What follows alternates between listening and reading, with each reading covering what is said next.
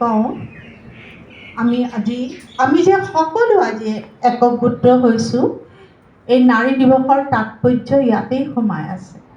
এইটো এটা জাগৰণ, এইটো এটা শক্তি।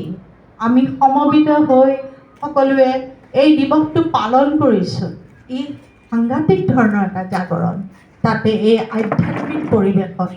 সেইকাৰণে মোৰ অত্যন্ত আমি গৌৰৱান্বিত হৈছোঁ আৰু ভগৱানৰ ওচৰত প্ৰাৰ্থনা কৰিছোঁ এই অনুষ্ঠানটো যাতে সফল হয়। গীতাত শ্ৰীকৃষ্ণই কৈছিলে নাৰীৰ তেওঁ 7টা শক্তিৰূপে তেওঁ নাৰীৰ ভিতৰত সোমাই আছে।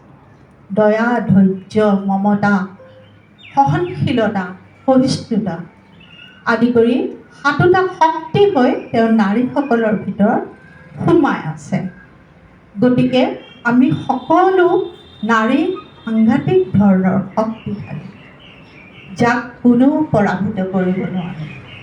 আপোনালোকে ভাবি চাওকচোন, আমাৰ কোষত সৃষ্টিৰ এটা মাত্ৰ কণিকা কেনেকৈ বিন্দু বিন্দু হৈ ডাঙৰ হৈ আহে, আৰু সেই সৃষ্টিৰ কণিকাই মনুষ্য জীৱন চলাই আছে।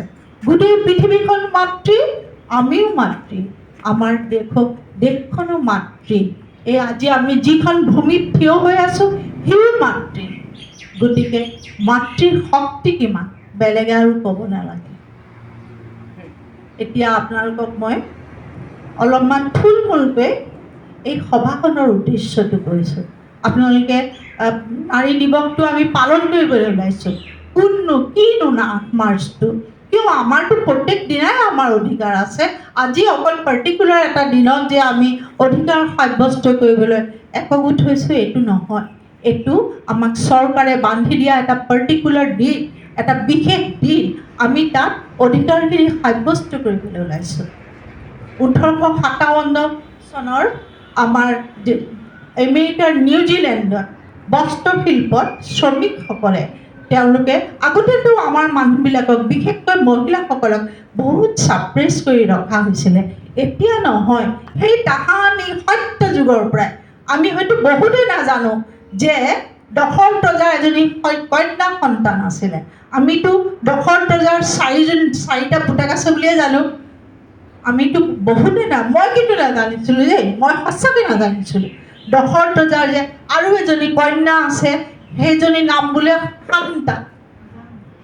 শান্তা, কিন্তু ইতিহাসত উল্লেখ খুব কম আছে। কিয়নো তেওঁ সেই উৰ্মিলাৰ দৰেই, তেওঁ মণ্ডোদৰী হওক, উৰ্মিলাৰ হওক, তেওঁৰ দৰে নিৰ্যাতিত, কিয়নো তেওঁক ছাপ্ৰেছ কৰি ৰখা হৈছিলে। ভাবি চাওকচোন, সেই তাহানি দিনতে মহিলা সদায় ছাপ্ৰেছ কৰি ৰখা হৈছিলে। মনুসংহিতাটো আমি দেখিছোঁ আমাৰ নাৰীক সদায় অপদমিত কৰি ৰাখিছিলে। কিন্তু সেইটো নহয়, আমি আমাৰ